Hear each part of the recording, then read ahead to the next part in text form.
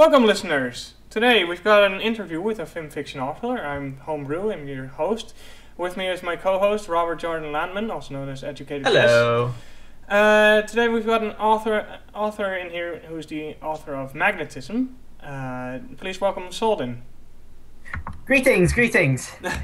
We'll get right into this. We'd like to just start off with a couple of questions about you.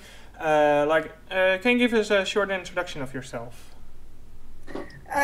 Not sure where to start with that. I'm Souldin, about 19 to 20. Fan fiction writer for about 3 to 4 years, and for both, not just My Little Pony, but Super Smash Bros. As well. Yeah.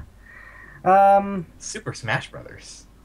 Yes, I've. That sounds very interesting. Yeah, I've been writing Super Smash Bros. For longer than I was actually writing the ponies. I've sort of taken a break with, Smash Bros. Since starting on ponies, but I'll eventually get back into it. Bit of a juggle because, their games don't come out very often, so there's sort of little sort of bursts of motivation for that, while pony episodes keep on coming out. Mm-hmm. That's true. Yeah, but that's all I've got to say. We're getting quite a bit of noise from, probably from your side. It's over now, so that's fine. Okay. Let's get. Can you tell us how you got into the Brony fandom and how you eventually became a film fiction author? Okay. This starts off very strange because I actually got into it because of Avengers. Please explain that one. Let's see. I can't remember the exact amount of years ago, but for about 2 to 3 years, the only way I was watching cartoons was from my grandparents' house, because they had Sky while I just had the standard channels and able to watch a whole range of cartoons. When they got rid of the kids' channels, though, obviously I wasn't watching many cartoons. And when I got the internet, because didn't have it for most of my life, when I got the internet, I was mostly watching anime, watched a large array of them, but I hadn't watched a cartoon in a good 2 years, as I said. Then one day, getting up early for the paper round, my dad would, because he'd help me out with it at times, would just be flicking through the channels and just leave whatever's playing on. And on the channel was Avengers Earth's Mightiest Heroes, a cartoon. I got into that cartoon because it was Avengers. I like my comic book cartoons. But after watching Avengers Earth's Mightiest Heroes, and season 2 of it hadn't come out, so I had nothing else to do, but I wanted to watch another cartoon instead of one of my usual animes I'd watch. And on the Escapist Network, I'd been seeing a lot about My Little Pony Friendship is Magic. I had no worries about watching that thing. I mean, I've been into cutesy, colourful stuff like Kirby and all that before. Just a sec. What's going on with your microphone? Because I'm getting a whole lot of noise from your microphone. Like something is brushing up against it or something. I don't hear anything on the side. I mean, I hear you, but I don't hear anything wrong with my mic. Okay. That's fine. Continue. Yeah. Sorry, that was just fan fiction update.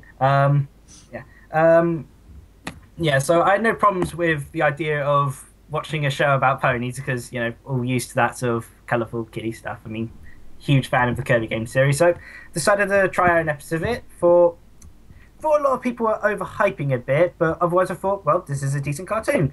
Ended up watching another episode, and like with most people, I'd made a time of about a week. I'd watched the entire first season. Then I took like a day or 2 break and ended up watching the other 8 episodes that were out at the time. And obviously wanted a bit more, so tried looking for sort of comics and such about it, web comics. And eventually I found Equestria Daily and all that, and then I eventually wondered about the fan fiction scene for it, because I heard a lot about its fan fiction, and I was already a member of fanfiction.net, as previously said. I have been Super Smash Bros. Author for a longer time than my writing of Pony, so I checked the My Little Pony section of fanfiction.net, and found out there was not many fanfics, which was really confusing considering how big it was. Eventually, I found out that this was because they had their own devoted site for it, fanfiction.net. Yeah, got into reading fanfics off of there. I think it was after reading One Problem Child by Slywit by about 4 times, it sort of each day consecutively. There, so okay, I'm liking a lot of these stories on this site. Got myself a account on the site, just mostly to first track the stories. But then I thought, oh, might as well try writing my own fanfic of My Little Pony. And well, eventually this happened when I first got out my first pony fanfic. Thank you, Cider. I think in about April. Yeah, okay. April this year. Yeah. Considering the show, do you have any favorite episodes? Let's see. My favorite episode. Well, I actually make sure, because I like to do a lot of blog posts about episodes, to list every episode in a numerical order of which I like most, and I add and change it up depending on episodes. After watching all the episodes at first, my favorite episode was Look Before You Sleep, but it's season 1, episode 8, Look Before You Sleep. Interesting choice. Yeah, then with the Dog and Pony show coming up as a close second, but then season 2, started watching more of those episodes. My favorite episodes, I sort of had 3 episodes I like more than those 2, which are the Super Speedy Cider Squeezy 6000 at number 3, Hurricane Fluttershy is number 2, which are kind of obvious when you're in the review, and number 1 being The Last Roundup. Not exactly a very uncommon one to have as your favorite episode, but... Okay. So you went from I assume you really liked Rarity in the first season, but then you sort of moved to Applejack and Fluttershy. Am I correct there, or? Not really. Actually, Rarity I've started to like more as season 2 came along. She was actually, although all of the main 6 have been within sort of top 20 sort of favorite characters, at least top 15 favorites, because they're all brilliant main characters. Rarity was actually my least liked of the main 6 at first, and as season 2 sort of started, the sort of first sort of 10 episodes of season 2, really started to like Rarity more. So, yeah, what characters are in the episodes don't usually account for who are my favourite often. For instance, my second favourite character is Scootaloo, but Sleepless in Ponyville I consider a good episode, but not particularly fantastic, sort of not top 10. So, okay. Yeah. Robert, do you have any more questions? No, I'm good. Okay. We can shift the focus to your story, of the story Magnetism. Can you tell us what the story behind the story is? Like, how did you get to writing this story? Yeah, basically the story of the story. Oh, if you had said about any of my other fanfics, I'd probably be able to tell you easily, but this one's a little trickier. Well, when I decided to start trying to write a fanfic, I had a few ideas. First one I decided to scrap because I thought this was a bit too long, a bit too sort of big. Then I was trying to think of ideas. The second one I thought of a Q fanfic, because like the Q Crusaders, but at the time I was noticing a lot of dislike for them, so I wanted to write one as a sort of thing for them. And then eventually I just came up with Magnetism. The ideas behind that, I guess it was kind of two of them that I ended up just combining together. I thought of the initial joke of 2 characters being stuck together, and then trying to separate them, just being back to one another. Just thought of that as sort of a one-time sort of joke thing, or something you'd probably do as a sort of one-shot sort of thing, or a single chapter. I guess I ended up combining that with this other detail, which was the relationship between Fluttershy Fluttershy and Rainbow Dash, this one, it wasn't exactly very focused upon, and it wasn't shown to be quite as friendly as in comparison to season 2, where it's actually really hard not to think of them as a couple throughout half the scenes. There's just suddenly an explosion in their dynamic, huge amount of focus, and it's like they've become sort of, from before being acquaintances, which is a bit odd considering they had a flashback which showed that they knew each other before, and then suddenly become best of friends. So, wanted to explore that along with the initial joke of which I could expand ideas on that. You know, two characters being forced together. So I kind of just combined those two together and eventually started planning out details for Magnetism. Okay. Go ahead, Robert. Something that I've noticed that all of your stories are actually Fluttershy and Rainbow Dash, all 3 of them. Do you really like that pairing over all others, or? Well, obviously the Fluttershy and Rainbow Dash only applies to the pony fan fiction. Obviously, they don't just spontaneously pop with others, but. Yeah, Flutter Dash is my favourite pairing of My Little Pony. As an overall sort of structure, I'd say it's my second favourite pairing of all sort of pairings I've liked over across all the sort of fandoms. I've always been a big fan of opposites attracts, and I wasn't really into the pairing at first. It wasn't until Secret of My Excess. Really odd. It's a Sparity episode, but yeah.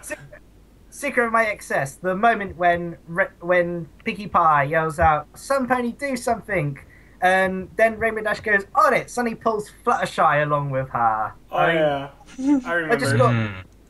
I just got gears turning in my head, and slowly, I think it would be eventually with the best opening of the series, the Super Speedy Side of Speedy 6000, that just cemented in my head, okay, I really like this pairing. It's my favourite of the pony pairing. So, came to really like Flutter Dash. I really like both characters, Rainbow Dash and Fluttershy, both top 10.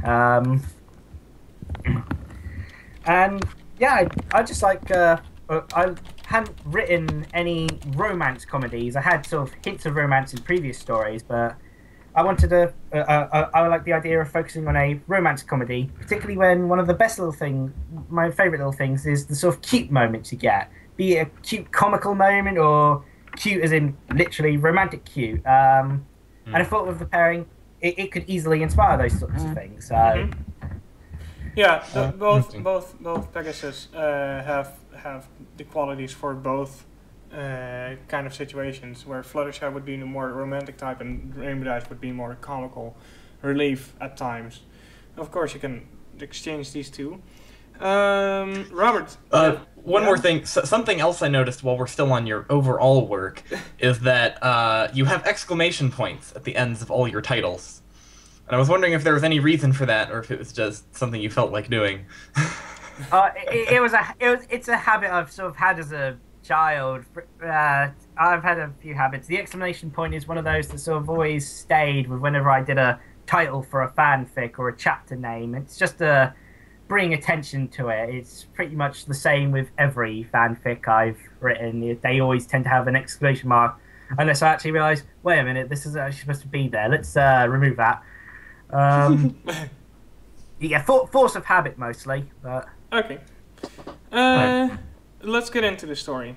In a nutshell, what's your story about? Like, what is the main problem you're trying to resolve, or what problem is there to be resolved? The basic premise. Yeah. This is the summary. Okay. Oh well, I wish I could just read it out then. Well, you could. We're not stopping you. I'm right here. Yeah. When sorting through a hoard of ancient redoing this. When sorting through a hoard of ancient artifacts, Fluttershy and Rainbow Dash accidentally activate the magic powers of a pair of bracelets, which force the wearers to be in constant physical contact with one another. Stuck together until Twilight manages to find a way to remove the bracelet, the shy and timid Pegasus must cope with re-emerging feelings, while the athletic and rash Pegasus must cope with the various antics of a bunny rabbit out to get her. And unless you want me to elaborate more on that. Well, Robert, can you easily word this? Easily word what? What are you thinking? No, I can't read your mind. No, basically the why is this? What are the problems they're facing in being tied together? Why is this a problem they need to resolve? And why can't they get unstuck quite easily? Something like that. I know we're probably asking questions that might spoil a thing or two. So if you feel it might spoil something, just try and give it a general outline. Let's see. The problems that would come with it is the fact that they have to be constantly in physical contact with each other and can't separate even by a small distance. Obviously, this means they can't properly fly. Their wings would just smack into each other. So Rainbow Dash literally can't fly for the first part until a later idea where she starts carrying Fluttershy around to still keep in physical contact. Obviously, though, this means that Fluttershy has to then help Rainbow Dash out doing her weather jobs because Rainbow Dash can't manipulate the clouds while holding onto Fluttershy. And alternatively, Rainbow Dash and Fluttershy can't go to their separate houses, so Rainbow Dash has to, and Fluttershy needs to take care of her animals. So Rainbow Dash has to stay with Fluttershy while Fluttershy takes care of the animals. They can't, say, separate into separate beds, so they both have to sleep in the same one. And all the usual romantic sort of comedy tropes of oh bugger, we have to take a there's only one we have to take a bath together sort of thing. Yeah, a lot of things that if this was humans I just wouldn't be able to do because it just suddenly boosts up the teen or M rating, but no, for this it's just perfectly innocent because ponies don't wear clothes. So.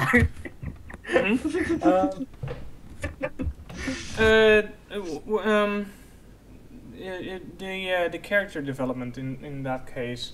What is their initial response to being tied so closely together? Is one of them already falling for the other, or is this all far and distance acquaintances coming in close contact just out of the blue, or something like that? And they end up they probably end up being in a ship, being shipped together as a couple. So how do you develop the characters to accept their current disposition? How do they cope? Well, most of the problems with Rainbow Dash are involving more, I guess you could say, the external factors. You know, she can't properly do her job. She can't sort of perform. She definitely can't perform all the sort of tricks while trying to carry Fluttershy around. And Angel Bunny throughout it, thinks Rainbow Dash is trying to hit on Fluttershy, as it were, and is sort of faking about the whole bracelet thing just to steal attention away from Fluttershy. And so Angel Bunny is doing all these sort of schemes to get back at Rainbow, try and separate them. The thing is, though, through the thing, is that Rainbow, one of the sort of jokes is Rainbow Dash is both romantically and sexually oblivious. She doesn't actually catch on to any of the sort of more subtle romantic or sexual nuances, or even the fact that them being together should be awkward. Well, Fluttershy is a completely open, I guess the term would be lesbian mare, in this, and she is stuck with Rainbow as Rainbow sort of does all these things, completely oblivious to some of the more intricate details. For instance, Rainbow Dash will have a conversation where it sounds really, really wrong if you sort of think of it in sort of certain ways. There's loud noises coming through, scraping noises. We almost can't hear you over it. Oh, now it stopped. Okay, it stopped again. So, yeah, who's the chat is asking who's doing woodwork. Can you repeat the last line you had, the last sentence? What was the part you missed out on? The last part of what you were explaining about Rainbow Dash's and Angel Bunny's conflict. Yeah. He's pulling all these pranks on Rainbow Dash to get and how she was oblivious to Fluttershy's. Oh yeah, and then it went to Fluttershy being an open lesbian mare. What was the deal with Fluttershy in this story, basically? Well, in those cases, Rainbow Dash is sort of oblivious to something. For instance, Rainbow Dash would has no quarry. Oh, no, it's starting again. Yeah, it's weird. The noise is. Hold on 1 second. Yeah. Are you like moving back and forth or something, or I don't know. Possibly. I'm on a wheelchair here, so yeah. That might be it. Yeah. Let me just turn off. Be very, very still. I think it just maybe. I think it just maybe what my laptop does naturally. No, when you're talking like this is perfect, and then when you explain the answer, suddenly it goes into words being shaved and weird noises. Okay, try again. Okay. One more time. Third time's the charm. Yeah. Well, Rainbow Dash is sexually oblivious, so when it comes to things like sleeping in the same bed, she doesn't think of it as strange in any way or any sort of implication to this. Well, Fluttershy, of course, is finds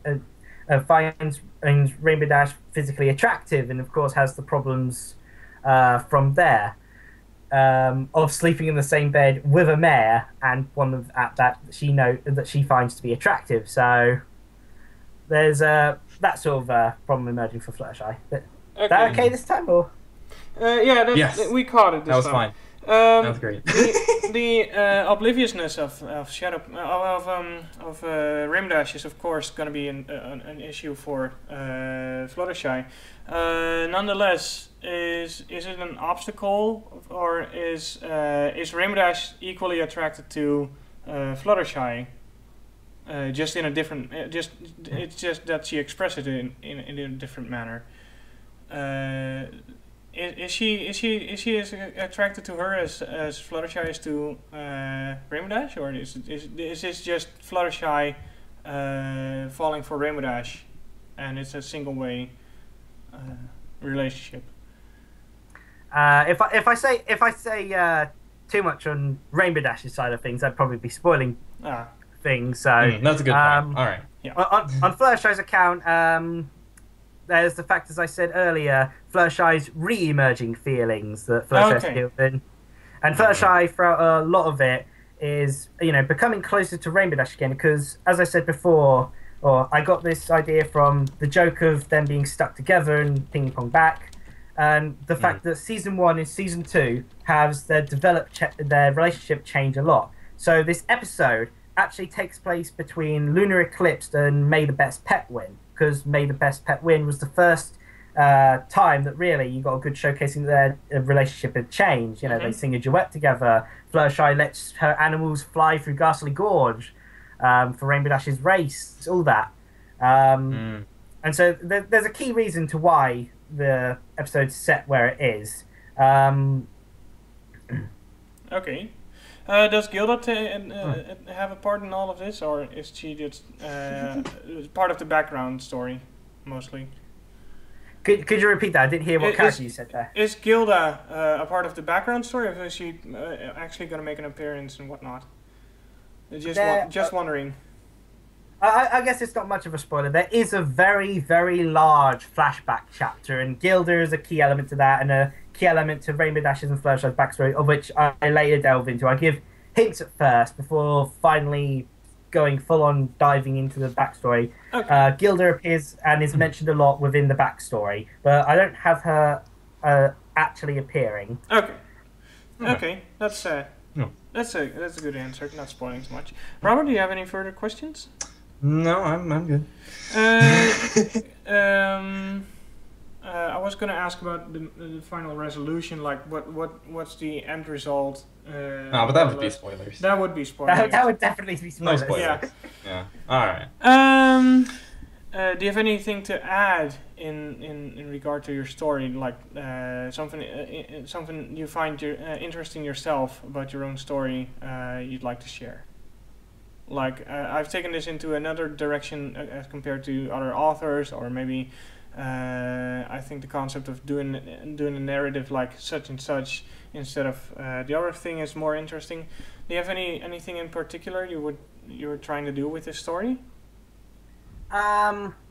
Let's see. On that account, I think in terms of Fluttershy's and Rainbow Dash's background, I'm not going to outright state it, but in terms of what I've seen, a lot of the headcanon for Fluttershy and Rainbow Dash's background says, what their families are like. I've effectively got it reversed in how it happens. Not going to say what exactly their background status is, but from what you see in a lot of fanfics, Rainbow Dash and Fluttershy's sort of background and their status are the opposite to what they usually are. It's just how I sort of prefer to look at it compared to what I've seen a lot of. So, okay. Other interesting things. I say I obviously, as it's a romance comedy, and I'm much more focused on the comedy factor because so obviously a lot of things. For instance, Rainbow's oblivious nature is cranked up by a lot compared to the sort of few times you've seen Rainbow Dash either romantically or sexually oblivious. I could cite a few fanfics, but I can't cite their full titles and the name of the authors off the top of my head. I could quickly bring it up. It's got a quick page for it. Sorry, I didn't hear your answers there. No, that's fine. It's fine. Yeah. All right. So now that Magnetism is completed, I think it says complete. What is? Do you have any ideas for the next stories you're going to be working on, or is there anything you can tell us about that? Any future prospects, things we can look out for? Well, I just realised I nodded my head, and then I realised that you obviously can't see me nod my head. So I've always got lots of future sort of ideas. I usually have sort of whole lists of ideas. I could do this one shot at some point or some point. Usually a lot of them get pushed back. For instance, when I was starting up the idea for Magnetism, I had this second Q-Mark Crusaders idea, as I'd said about.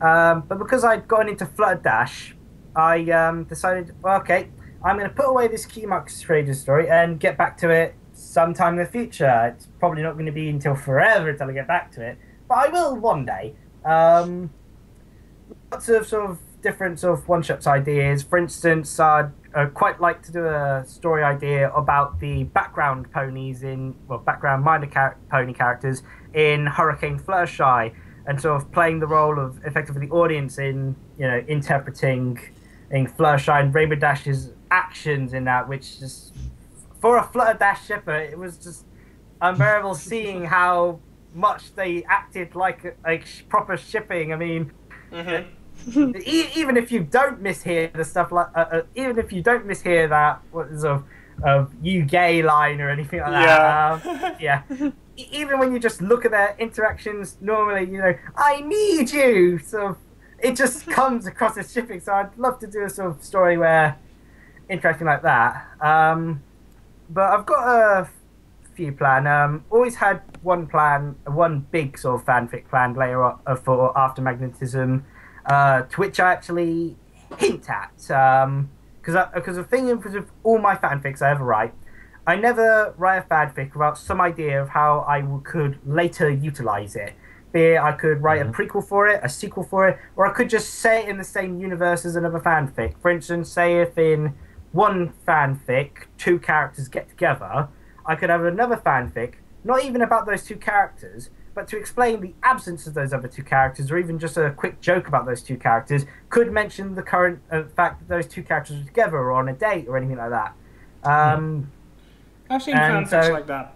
That's a very interesting concept. I've seen that happen in different fanfics already. There's Swayback Mountain, for example, has that going on. where it hints at just not just previous fanfics by the same author, but different fanfics by different authors altogether. It's a nice feature to incorporate, at least in my opinion. Just referencing other stuff in the entire fandom, just an acknowledgement of like, hey guys, we're doing this all together and whatnot. Okay, Robert, anything on that? Okay. Yeah. Okay. Then. Sorry, I wasn't finished with the. Oh, sorry. All right. Sorry for interrupting. Go ahead. Yes. So I've got another fanfic idea ready to write out: the Shy Knight and the Rainbow Princess. I've actually been asking people, because I'd have loved to have seen it. I kept on asking tons of people, hey, what? Just from the title, what do you think this is actually going to be about? And no one's ever replied. What was it again? Shy Knight and Shy Knight and the Shy Knight and the Rainbow Princess. Is this inspired by the jousting thing in the Crystal Pony Empire? Oh no! I've had this idea since almost as long as Magnetism. It's okay. Yeah, so because the Crystal Pony scene was just popped in mind with those two in that setting, judging by the title. Okay. Any further prospects or? Well, let's see. That will probably take a while. It will probably be similar sort of length of planning with Magnetism. I'd like to get sort of like 4 to 6 chapters written up beforehand and have them proofread and all that. And so when the deadline comes for sort of starting up the fanfic, I can upload sort of like first 4 to 6 chapters without any worry about sort of I'm behind in the chapters, must work my head off trying to get them all written out.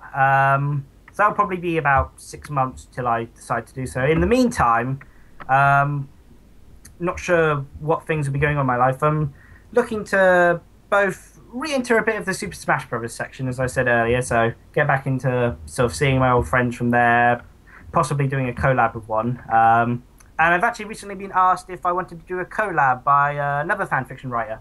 Okay. Yeah, so I had actually planned to ask a different fan fiction writer if they wanted to do a collab with me. So it was actually very ironic. I'd just gone to this other person's page, ready to click and type out the message, and suddenly this one of my other friends will pop up. So, hey, want to do a Flutterdash collab sometime? And fair enough. Well, if you want to, go ahead and give them a shout out. Who are these two authors? I haven't obviously. I'm not sure if they want their sort of the sort of collab ideas as said about out yet. So okay. Well, yeah, that's fine. That's fine. From the story and map. the original. Yeah, go ahead. Sorry. No, go ahead. The original person I was going to ask. Obviously, because this other person asked me, I've yet to actually ask the original person to whether they wanted to do this collab at some point. It'll be one thing I want to ask, because the point of the collab is that it will. I've differed on here. It will also be a Flutterdash collab, because I know the other person really likes Flutterdash and is very good at writing Flutterdash scenes, cute little Flutterdash scenes. And I think the person who asked me said about doing a Flutterdash collab simply because he knows I like Flutterdash. So that would be the quickest, sort of easiest way to sort of, hey, run around. We've in the conversations with this other author, we actually went through the process of suggesting ideas. He first suggested 2 ideas. One was because we wanted to do a short sort of fanfic, which for me is like under 10,000 words, which is probably not short to most people. He suggested 2 ideas. One which was really nice, but would definitely be too long for a one-shot sort of thing, and the other one which was tragedy. And in terms of story, if I ever sort of do stories with tragedy elements, I will put my characters through hell and back, but I will always have it that, you deserve your happy ending sort of thing. I even wrote one fanfic, Smash Bros. 1, about Rob and Ganondorf and coping with immortality and all that. And even that ended on a sort of happier note. sort of, there are still cheery prospects in the, with living forever and all that. Yeah, and so that idea is so we've basically been throwing ideas back and forth, and we've just now, just as recently, managed to think of what idea we're going to do for a fanfic. So we've got the basic premise. Now we just got to figure out who's going to write which scene and all that. Yeah. Is it easy to vary Flutterdash to the point that you can actually write very distinct and different stories about it? It is because it's the same relationship over and over again. So I was just wondering, can you vary this well enough in your own opinion?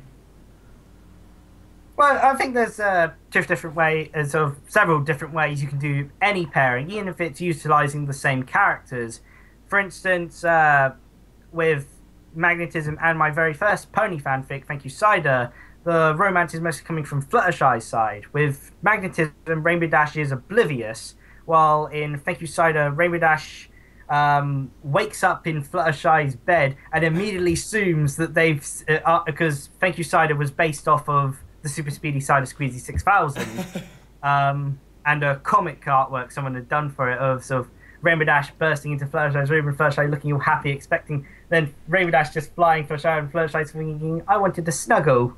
and then a case of drinking actually leading that to happen. But Rainbow Dash, when she wakes up, immediately assumes that she's slept with Fluttershy. And so, there are different ways of doing the sort of character prospects. For instance, I'd like to probably do one with more of a focus on Rainbow Dash's side, because I've not actually explored that. A whole lot, except possibly within Magnetism. I'm saying this is a very vague way, so I do not spoil anything. Okay. In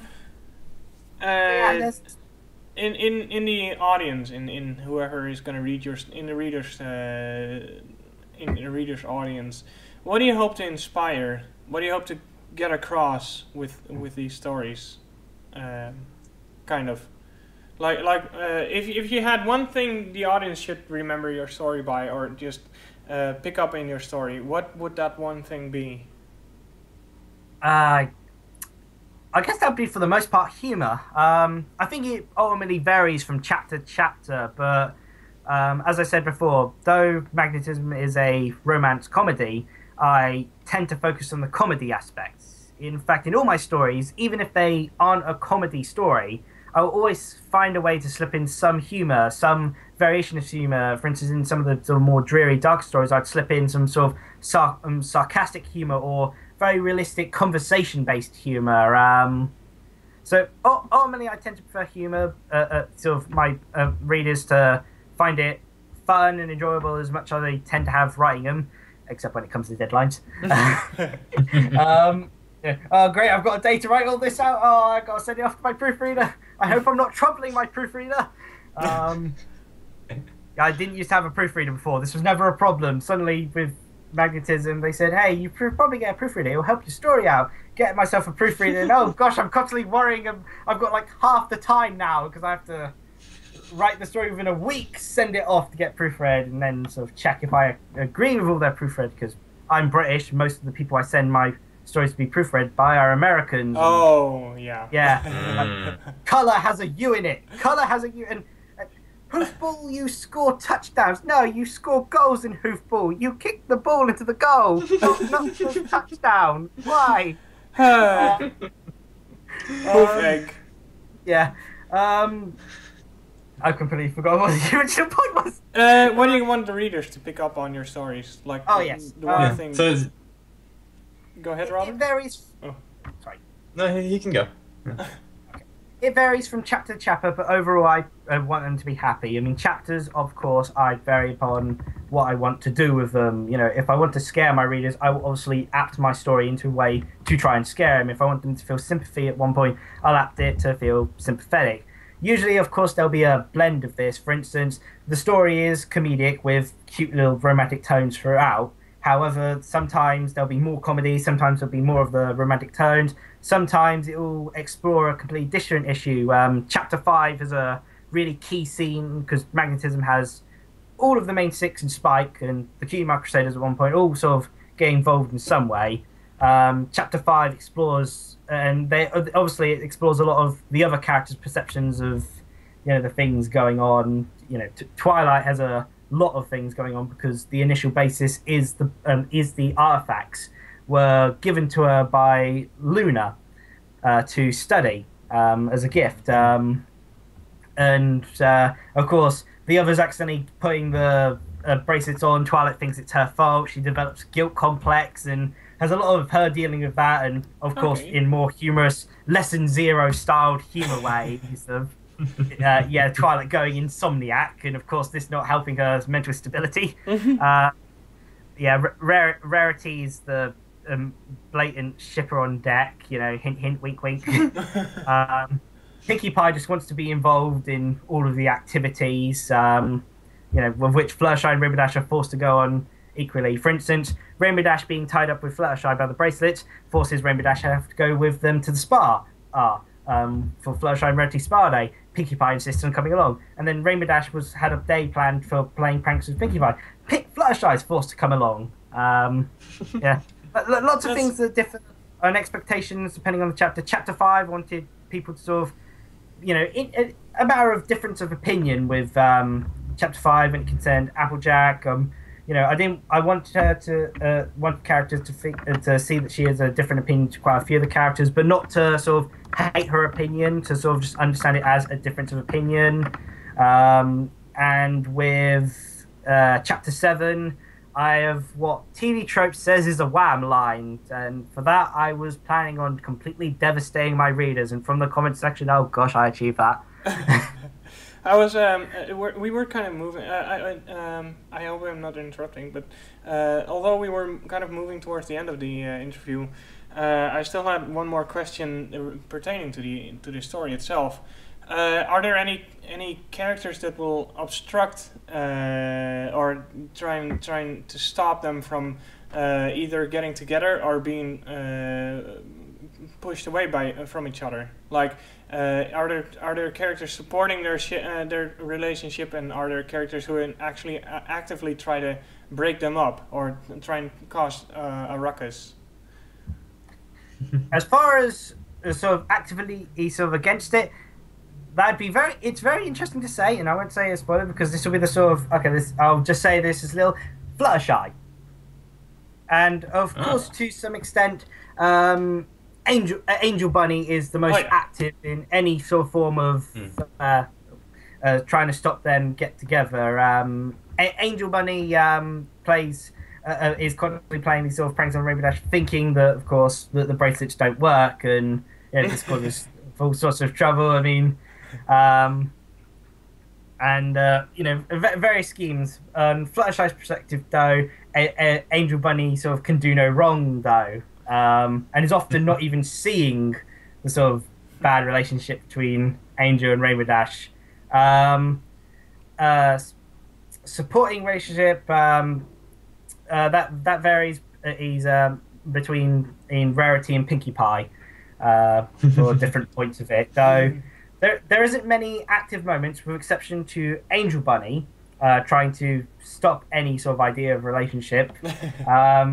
That sort of goes on between sort of actively stopping or actively sort of trying to force them together. The only things forcing them really together are the bracelets and the events that happen because they have to be together. Although there are characters who are supportive of, if you're going to be in a relationship. Rarity goes wink wink to Fluttershy at some of the sort of moments they've been forced to endure. There's a part with two different characters who are obviously assuming Rainbow Dash and Fluttershy are together, and sort of have very sort of, oh, Fluttershy, looks like you've caught one, and they think that the bracelets are wedding bangs, and sealing the deal early, right? That's the way to do it, you poor unfortunate soul. And of course, Rainbow Dash misses this entire sort of thing. It all goes over her head. Unless you're out, for her, if you're doing something romantic or sort of a romantic sort of saying, you have to outright state it. So of course, all the sort of subtle things just go over her head, and Fluttershy is having to endure all these misunderstandings as she tries to, as she sort tries to argue against her re-emerging feelings for Rainbow Dash in the fanfic. So yeah. Okay. Will Angel Bunny ever approve of the relationship, or is that too much to ask at this point? That would probably be spoilers. There's Okay. there's possibilities for their relationship to improve and decrease depending upon what Rainbow Dash does, although for the most part, all the things that Angel Bunny is sort of thinking Rainbow Dash is doing, Rainbow Dash has no idea she's actually doing.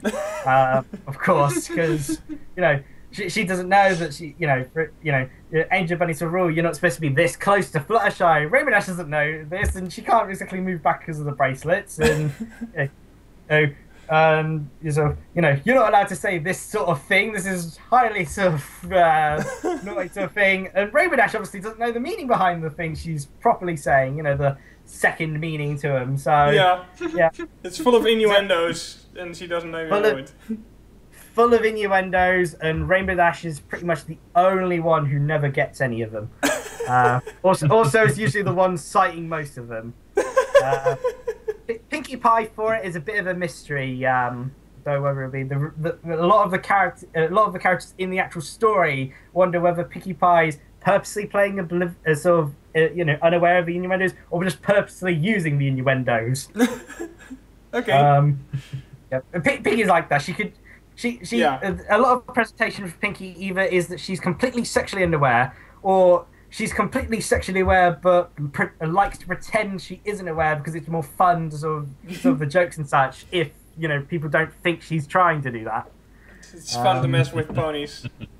So there's two ways of usually doing with Pinkie Pie. I mean, there seems to never be a middle line for her in that thing. But okay. Concerning the pre-recording we're going to do of your story, are you looking forward to seeing your story pre-recorded? Do you have any expectations? Oh no, I had this interview because I was going to say how much I dislike this. I'm looking forward to it. Well, you should have said so earlier. Yeah, I'm looking forward to it. It was quite entertaining for the live reading. Obviously, I sort of spotted points where it could be bad quality and certain things. For instance, Fluttershy's voice in it, I found it to be perfect tone and all that, but sounded quite male. So yeah, Rainbow Dash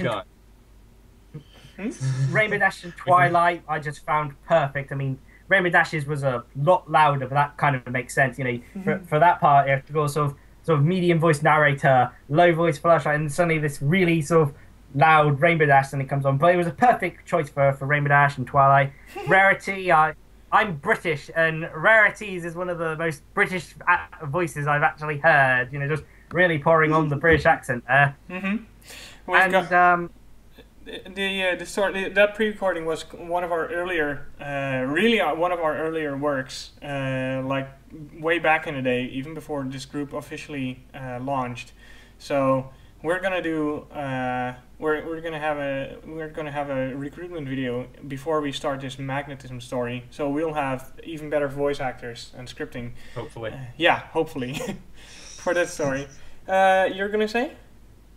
Oh well, I'm assuming with the difference with a live recording and a pre-recorded reading. With the live one, you make mistakes but continue going on. So with a pre-recorded one, I assume you're gonna fix up any mistakes. I assume. Yeah. Yes. Of course. That's the entire point of the pre-recording. Yeah. Remove noise, all that stuff. Even add sound effects and music possibly. That's very likely. We'll even do that kind of stuff because from the first chapter we have read, there was a lot of crashing and banging. From the magnets effects, and of course the magical well, it's not a spell that ties them together, but there's a few effects going on there, so we might as well put in some sound effects and background music, so it's going to be splendid. Let's see. At this point it's the longest story in our lineup, so we'll have to we'll have a few practice pre-records before we start on that one, because it's one of our most massive projects at the time. Go ahead. I guess I'll advise you for sound effects on one thing. There is one shout out in one of the chapters you'll obviously be able to notice when it comes across, where you'll have to prepare the Legend of Zelda chest opening sound effect, because I had that as one of the sort of shout outs into it at one point with Rainbow Dash raising a bowl of cereal above her head with the sound, with the sort of sound effect, sort of hinting towards this is Legend of Zelda chest opening sound effect. It's one of those mundane made awesome moments of. I'm sorry, this story got this. One of my readers actually made a TV tropes page for Magnetism, and I keep on going through it. So, yeah, I like citing a lot of those tropes. Okay, Robert, do you have any final questions? Because we're nearing the end of the interview. I think just our final question is: so we know who your favorite pony pairing is, but who is your favorite overall pony? Twilight Sparkle. Yes. It's always weird. It's always weird with my sort of favorite pairings because my favorite pairings will almost never, with exception to my favorite pairing of all, which is for the Kirby series, will never include my favorite character. It will always be, one of my most liked characters, but it'll never be my favorite character involved in my sort of favorite pairing for whatever series. Case in point, Fleur Dash, both Rainbow Dash and Fluttershy, I'd sort of say top 10 favorite characters, but no, they're not Twilight Sparkle, so. kind of like, I don't want to ruin my favorite character. But. Go on ahead, go ahead. Ruin her. No, I've got my own characters to ruin. Okay. Well, we're ending the end of the interview. Thank you for your time and your wonderful story. Do you have any final remarks? Well, I hope people enjoy either or both reading my story or listening to your pre-recorded version. Okay. Don't have much more I can say to that. No. Okay, I hope so too. So everybody, this was the interview with Souldin, author of the story Magnetism. The link is going to be put in the description. It's been an honor and a pleasure talking to you, Souldin. The final words are up to you. Yep. Cheerio. Okay. Very good choice. Cheerio. Favorite of mine. Okay. Personally. That was the interview. We'll see you, listeners and authors, next time. Bye-bye.